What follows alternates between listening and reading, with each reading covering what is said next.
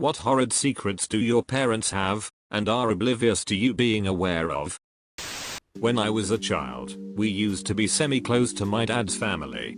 My grandparents came up, 2+ hour drive, to talk to my parents about an adult issue, and 10-year-old me was told to stay in my room with the door shut.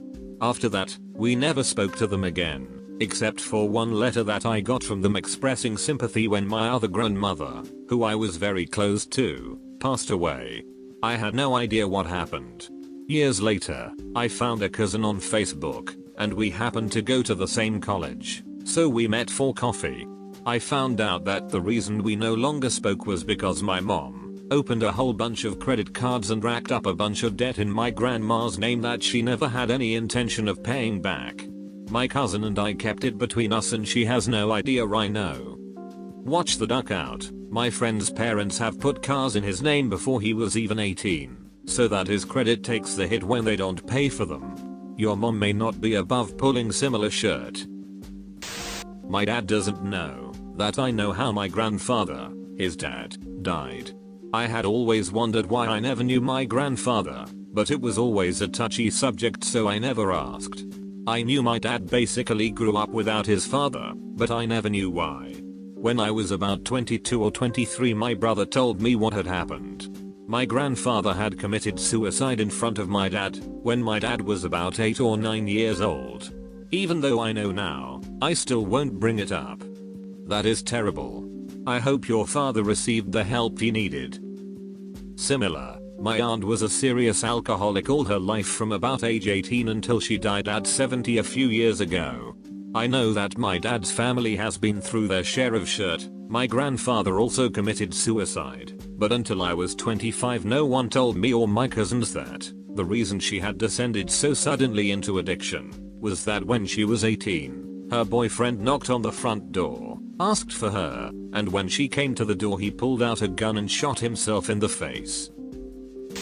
My dad used to talk about growing up really poor, having to get food from food banks, etc.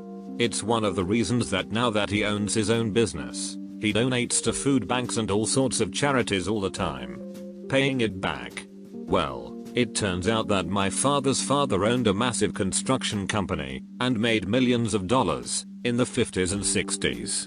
My uncle was selling massive amounts of cocaine and got busted. My grandfather bankrupted himself paying off judges and lawyers and all that to keep my uncle out of jail for most of his life. That's why my dad grew up with nothing. He has no idea that I know. Seriously, sounds like an Arrested Development style story. Glad your dad ended up alright. I know my dad cheated on my mom several times using AOL. How 90s is that? He would talk with women online and never mention how he was married or that he had 2 children. When my mom was out at work or asleep, he would call these women up and flirt, have phone sex, etc.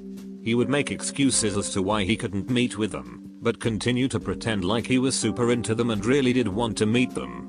I only put it together later once I remembered coming into my dad's office while he was working and seeing nothing but AIM chat rooms with women's names. There were a couple times I woke up at night and heard him talking to someone in a hushed voice in our kitchen, and I knew my mom wasn't up. The real clincher was when I started to walk downstairs while my parents were arguing. My mom shouted, "You don't even have ex with me. You're so much more interested in playing games, talking to women online, and pretending like your children and I don't ducking exist." I heard a pause and then he tried to play dumb, to which she responded, "Don't lie to me. I see the phone records." I called one of them and she told me everything. I have never so promptly turned around, went back to my room, and pretended to be fascinated by Mr. Potato Head so fast in my life. Mom never talked about it or let on that it happened. Neither of them had any idea I overheard them or put the pieces together. I've never told my brother. Edited to @, they are no longer together. They got divorced shortly after when my mom found out that while she had been working 3 jobs, he had been sitting at home, not doing anything to find a job, racking up a ton of debt, and secretly bought himself a motorcycle which he kept in a storage unit away from home. She came home early, grabbed the mail before he could, saw the debt notices, Then opened the garage and found a shiny motorcycle sitting there. He hadn't had time to return it to the storage unit because he wasn't thinking she'd come home early. That was that. I have never so promptly turned around, went back to my room, and pretended to be fascinated by Mr. Potato Head so fast in my life. God, have I had these moments in my life, lol. My dad doesn't know that I found paperwork of his from when he got discharged from the military and diagnosed with borderline personality disorder with narcissistic features. Everything about his behavior suddenly made sense, but there was literally no way to bring it up to him without making him extremely more defensive or shutting down on me. It did give me peace of mind though, and helped me work through a lot of trauma on my end after years of emotional gaslighting. Edit. My father also suffers from Munchausen syndrome, a disorder in which a person pretends they are sick with multiple illnesses, and will even go as far as to have surgeries they don't need in order to garner sympathy and attention. This is usually done because of extreme childhood abuse and neglect. He's pretended to have cancer, epilepsy, seizures, a blood clotting disorder, etc.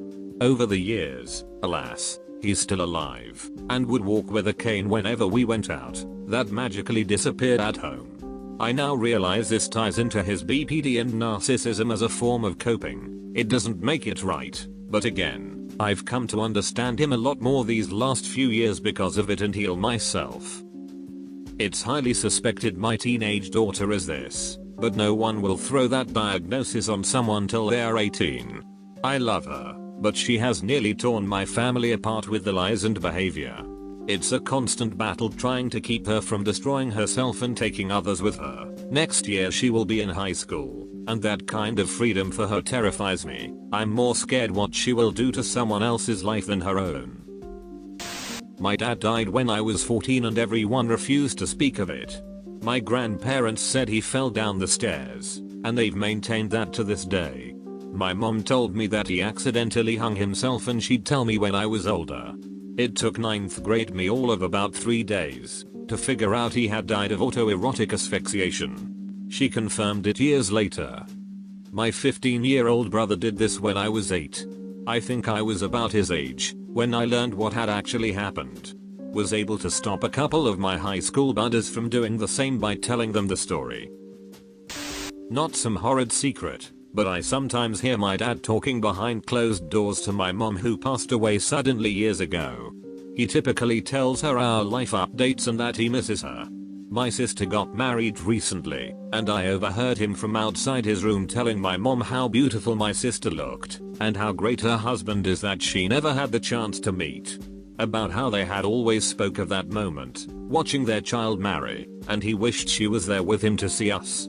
We rarely speak about my mom at home, but 14 years later she's still very alive in his heart. It's gut-wrenching at times. A granny from my building lost her son in a car accident a long time ago. She visits his grave daily, even if it's snowing or raining. One day, she left her apartment door open, because it was really hot, and her apartment is on the top floor next to mine, so she didn't expect anyone to pass by her doors. Anyway, I saw her having coffee with her son's photo, and she was telling him about what was going on in her life. Heartbreaking, to say the least. I want to preface this by saying I was adopted. My dad was 18 and wanted one last romp with my mom, 17, before shipping off to the military. This is where I come from. She decided to adopt me out so we could both have etc. He never stopped loving me or thinking about me. I haven't told my adoptive mom I know they hid these, and I may never. Honestly, this breaks my heart. Your adoptive dad never should have kept this from you. I found out a few years back my bio dad searched for me and tried contacting me throughout my childhood, but my mom blocked me from him. Although she had good reasoning, I would have still liked the freedom to know him if I so desired. Thank you for sharing your story. I hope you'll meet him, and also tell your mother. Do the opposite thing your father did, by being open and honest. My mom found out my dad was cheating on her when she got herpes. My dad thought I was being a typical moody teenager for years, before he found out that's why I was mad at him. Found out my parents have had herpes since the 80s due to my dad cheating. My nosy maths sister worked at the pharmacy they use, so she looked up their records and saw their maintenance meds, and then proceeded to ask my mom about it. But my mom doesn't know that I know. And my dad sure as hell doesn't know that either of us know. My biological dad died when I was 2, car accident going to his next duty station, and not too long ago I got a box of letters he had sent my aunt, uncle and his parents. Since he died when I was so young, I didn't really know him that well, but this treasure trove of letters gave me some real insight into who he was. It was a lot of letters from the time he was in the Navy before he married my mom, all the way up to not long before he died. In one set of letters he discusses with my grandparents how he and my mom aren't getting along. He mentions that they might get a divorce, but he wanted their help in getting custody of me. I think mostly because my mom was born and raised in Ireland and not yet a true citizen of the US, so he was afraid he'd never see me again if I went with her. Apparently she was fine with him taking me. They reconciled, but it's interesting to know that she would have given me up and I'd have grown up in LA instead of with her, ultimately on the east coast of the US. It's amazing that you got to know him through the letters though. I hope you take away the fact that he obviously loved you if he wanted custody of you. I hope you are able to reach out to his side of the family to get to know more of him. My mom had to do some soul searching for AA. She wrote a list called Life Resentments, and having kids was the first bullet point. Found it while I was looking for my social security card to apply for my first job at 16. She kept it in a safe. I'm so sorry that you read that. The people in recovery with AA have to be brutally honest with their sponsor in all they do, and that includes admitting stuff that they hate to admit. I'm not in AA, but if I were to make a list like that I would probably have to write having a kid too. I love my kid more than anything, but it's one of the things I resent myself with daily and will have to face eventually. Don't know how long ago this was for you, but please don't take it personally.